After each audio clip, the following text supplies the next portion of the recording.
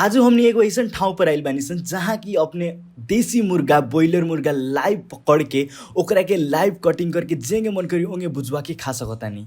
हमनी अभी बानी सन जीतपुर उप महानगर पालिका के लामीटाडे गांव में। यहाँ देख रहल बानी कि बाइक कितना ज्यादा लागल बा, अभी 2 बजे ताटे और भीड़ बहुत ज्यादा बाटे। तो चली हम भी एगो मुर्गा जो खुआवल जाओ और पूरा लाइव कटिंग करके देखाओ तनी सन हम अपने के।